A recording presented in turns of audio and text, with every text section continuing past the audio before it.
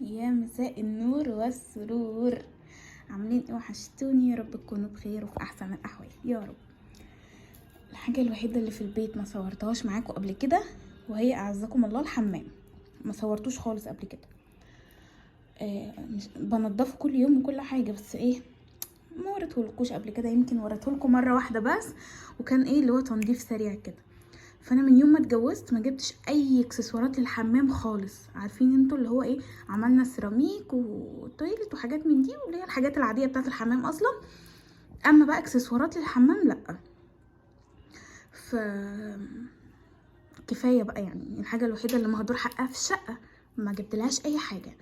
المهم انا كنت جبت لها ستاند كده لونه ابيض، اللي هو بيتحط في زاويه الحيطه كده، بيتلزق، ستاند بسيط قوي، بتحط عليه بقى الشامبو والشاور والحاجات دي، بس صغير مش واخد كل حاجتي، وانا مش حباه خالص. فانا كان في ستاند كده عجبني في مكان، يعني معرفتش اجيبه، فقلت خلاص جبت ده بداله. بصوا، اول حاجه جبت مشايات للحمام. انا عارفه ان هي مش احسن حاجه ان انا احط مشايات في الحمام، بالذات ان انا ما عنديش كابينه شاور، فاللي بياخد شاور بيغرق الحمام كله ميه. بس مش مهم، اي اكسسوارات تدي منظر ويبقى شكل الحمام واو كده وحلو. وقت الاستحمام نشيل ده ونستحمى عادي، وبعد كده انشف الحمام يعني واحطهم تاني. اهو دول 3 قطع. هنا الظهر بتاعه اللي هو اللي فيه حبيبات عشان يلزق في السيراميك، ما يزحلقش اللي يدخل الحمام وكده. وده 3 قطع، دي اللي عند التويلت ذات نفسه، ودي بتتحط مش عارف، دي اللي بيتغطى بيها تقريبا غطا التويلت، ودي هنا عند البانيو، بس انا ما عنديش بانيو ولا حاجه، فهنشوف هنحطها فين. ممكن نحطها قدام باب الحمام عشان يبقى طقم كامل. انا اصلا الحمام عندي صغير مش كبير، فايه هتبقى حلوه قوي. وجبتها لونها اوف وايت عشان خاطر، وفيها تجزيعه كده جولد، عشان اصلا سيراميك الحمام عندي فيه من ده. خلاص، نيجي بقى للستاند القمر ده ستاند حديد، مش حديد، استانلس، كبير كده. كام نقرف؟ 1 ملوش تاني، 3 4 5 6. خلاص، ده ليه بقى؟ ده عشان احط عليه الفوط، واحط عليه منظفات الحمام، واحط عليه اعزكم الله الفرشه اللي احنا بننضف بيها التويلت. هي عندي ثابته في الحيطه، بس انا بفكر اشيلها، يعني لسه مش عارفه هرتب الحمام ازاي. بس المهم ان الستاند ده هيبقى جوه الحمام، يتحط عليه كل حاجه، المناديل، الفوط، الشاور جل والشامبو والبلسم وحمام الكريم والحاجات دي كلها، يعني حاجتي الشخصيه بقى بتاعتي وبتاعت جوزي وكده. خلاص، هيلملي الدنيا، وفي نفس الوقت شكله حلو قوي في الحمام. وفي هو جولد، وده فيه تاتش جولد، والسيراميك فيه تاتش جولد، فهيبقى خطير بصراحه. مش عايزه اطول عليكم عشان لسه هنخش نعمل روتين جامد في الحمام. دول منظمات انا كنت جايباهم قبل كده بس ما كنتش استخدمتهم. دي منظمات شامبو وشاور وبلسم، والبتاع بتاعهم جولد، البامب بتاعهم اللي احنا بنضغط بيه ده جولد، هنشوفه دلوقتي في الحمام. وعندي السبت الخوذ ده، لو تفتكروا كنت حاطه فيه مصليات اللي هي سجاجيد الصلاه في المجلس وكده، كنت عامله بيه ركن صلاه، فانا شلتها عشان احطه تحت هنا وارص فيه المناديل بتاعه الحمام عشان ما تتغرقش وكده. بما اني حاطه المناديل في المطبخ، فخلاص بقى ناخدها ونلم كل حاجه تخص الحمام في الحمام، فاهميني؟ يعني مناديل الحمام ومنظفات الحمام والشامبو والشاور واي حاجه تخص الحمام نحطها جوه الحمام على الستاند ده. ايه رايكم اصلا في الستاند؟ خطير بجد، خطير، اخطر حاجه، تحفه تحفه. حتى هو معدن عشان خاطر بقى ايه الحمام ما يصديش واي حاجه من دي وميه وكده. والمعطر بتاع الحمام يتحط هنا، والمنظف والاسبونشات وكل اي حاجه بنضف بيها الحمام تتحط هنا. خلاص، ايه رايكم؟ جبت مشاي كله كده واخد تاتش ابيض في جولد، ابيض في جولد، عشان خاطر الحمام عندي ابيض في جولد. لا، بيش في جولد. هنشوفه دلوقتي مع بعض. يلا بينا نسمي بسم الله ونجيب منظفاتنا اللي احنا هنخش ننضف بيها الحمام. عايزه انضف السيراميك بتاع الحمام اللي هي الحيطه والارضيه والحمام ذات نفسه والتويلت والحنفيات، عايزه تتلمع كده وتبقى بربرق. الشباك كمان عايز، بس هو مكسور بصراحه وعايزه يتنضف، بس انا خايفه انضفه يتدغدغ اكتر ما هو مكسور، فلسه مش عارفه هعمل ايه. هشوف صالح لو شالهولي انضفه واركبه تاني يبقى كتر خيره، ما نفعش يبقى خلاص هنمشي بالدنيا لحد ما نغيره. يلا بينا على الحمام. تعالوا بقى ندخل نشوف كده ايه جولة في الحمام قبل ما ينضف خلاص، بغض النظر عن الباب يعني، عشان الباب ده كان المفروض يتدهن واحنا بندهن الشقة، بس هو متدهنش، احنا نسيناه خالص بصراحة. حتى هو ملطش دهان يعني، مش وسخ، لا هو ملطش دهان ماشي. بيبان الشقه كلها احنا نسيناها اصلا، ولحد الان انا عماله اقول لنفسي هو انا ازاي انسى بيبان الشقه يعني، بيبان الشقه كلها، اوضه النوم والصاله وباب الشقه كله اتنسى بجد، مش عارفه ازاي نسيت، بس يلا مش مهم، ملحوقه، حتى لو احنا نجيب دهان ونعملها احنا بايدينا عادي. بس احنا مش بنفضى والله، عشان كده بقالها فتره على الوضع ده. المهم علينا، ده مش موضوعنا، خلينا في موضوعنا النهارده يا ولاد، عشان نفرش الحمام يا ولاد. مبسوطه انا لما بفرش حته في الشقه ببقى مبسوطه. اللهم صل على النبي. انا بره الحمام بصلي على النبي بره يعني، عشان ما تجيش واحده انت بتصلي على النبي في الحمام يا ملحده. يا جماعه انا لسه بره الحمام اهو، خلاص الحمام مش نظيف، انا سايباه بقالي 3 ايام ما جيتش جنبه، ودي ما بتحصلش، بس عشان اوريكم النظافه بقى بجد. عشان ما تطلعش واحده تقولي هو انت بتنضفي النضيف؟ فاضيه، انا واحده فاضيه ما وريش لا عيل ولا تايل، عماله بنضف. انت مشغوله يا حبيبتي، روحي انشغلي في حياتك بعيد عني. يلا بينا ندخل نشوف جولة كده سريعة في الحمام، تالي أول مرة أصوره معاكم. وبعد كده بقى ايه نثبت التليفون ونبدأ فرك ودعك ورغاوي، عشان ما اعملش صوت يعني كتير في الحمام وكده. يلا بينا. خلاص ده سيراميك الحمام، ده جبس، المصفر ده جبس. الحمام عندي نضيف اصلا، حتى بصوا البتاع، نفسي اعرف الدهان ده يتشال ازاي، هو مش دهان، هو عفرة كده، عفرة غريبة. المهم هنا البتاعه دي اللي احنا بننضف بيها التويلت، شفتوا ما نضفتوش بقالي كذا يوم عشان خاطر انضفه معاكم، وسخ اهو، مش بنضف النضيف انا ماشي. ده الشاور وقع اهي، دي البتاعه انا كنت بقول لكم انا جايباها ستاند، هشيله دلوقتي خلاص، احنا اشترينا ستاند بقى وبقينا ايه اغنياء. ده الشاور بتاعي اهو، المفروض كنت اعمل هنا كمان كابينه شاور، بس نسيتها او ما نسيتهاش. انا ما كنتش عايزه الشاور هنا، انا كنت عايزه هنا قاعده التويلت، وهنا بصوا بقى ركزوا معايا، بصوا اهو، هنا بدل قاعده التويلت نحط الشاور هنا في الجنب، ونعمل هنا كابينه شاور، ويبقى هنا مكان الشاور ومكان ما انا واقفه قاعده التويلت، يعني عكس بعض. انا كنت عايزه كده الاول، بس تصميم الحمام ده لما انا طلعت هنا كان هنا قاعده القعده، كان هنا قاعده التويلت، فانا عملت يوميها على نفس التصميم. ومع ان احنا كسرنا الحمام يعني، دغدغنا الحمام وغيرنا ملامحه خالص وكل حاجه جديده فيه، بس ما عدا الشباك طبعا مش جديد، ولا الباب، الشباك مكسور، عشان كده بقول لكم انا مش عارفه اغسله، فهنتغاضى وكانه مش موجود معانا في الفيديو. انا بقى كنت عايزه العكس، فيلا بقى اللي حصل. خلاص شفنا الحمام، شفتوا يلا بينا بقى ايه ننضف الحمام ده، يلا بينا.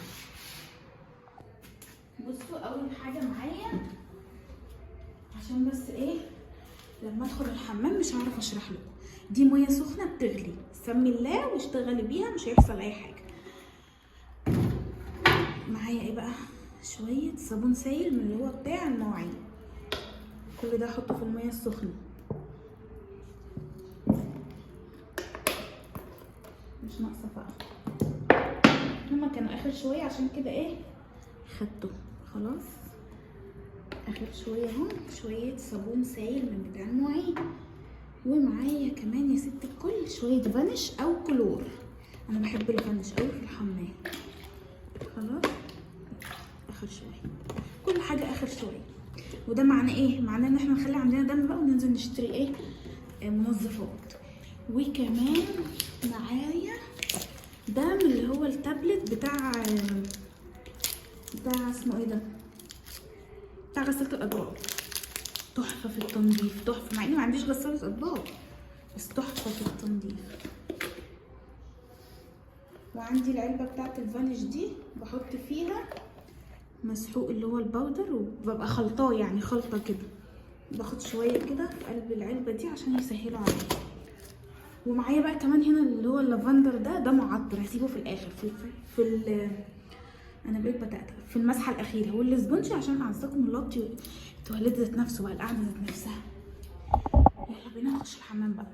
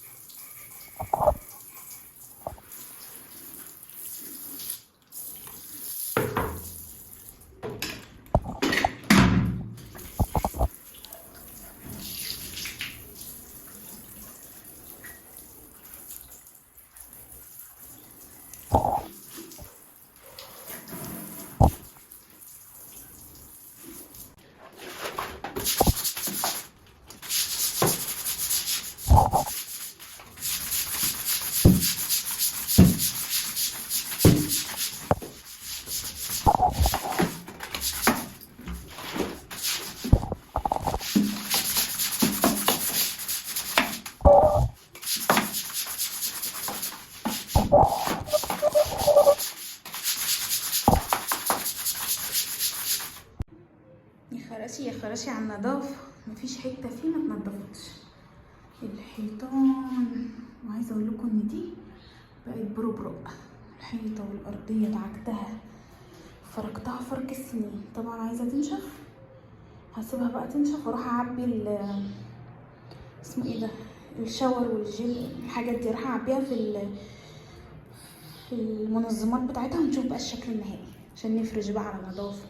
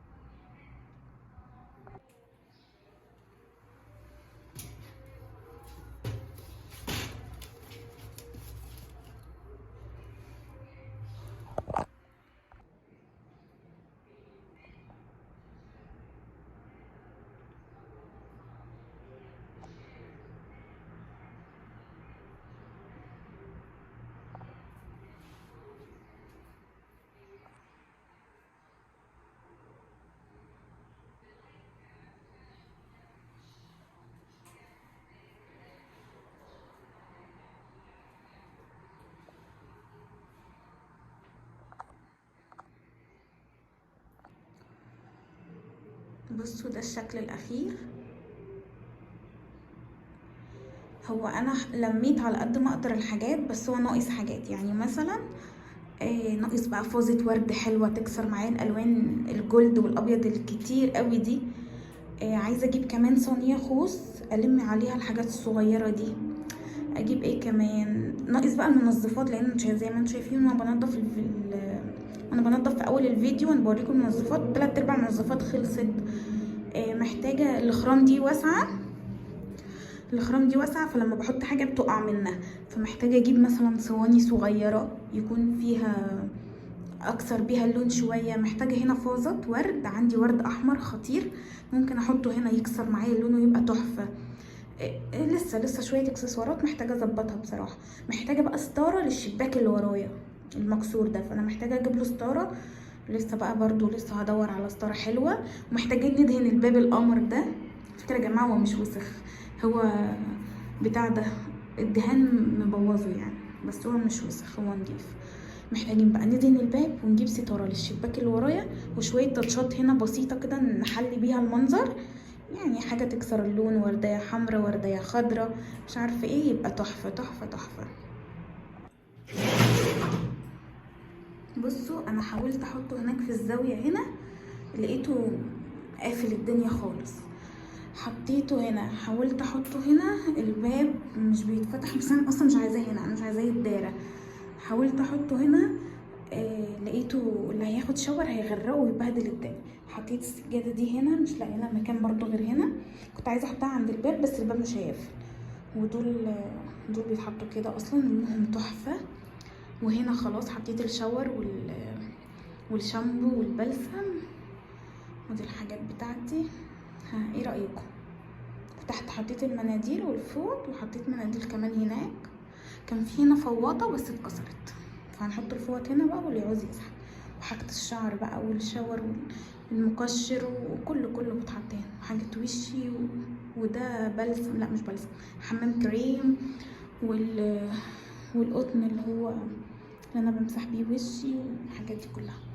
كل حاجة تخص الحمام حطيتها هنا. ها ايه رأيكم بقى في الشكل الاخير للحمام؟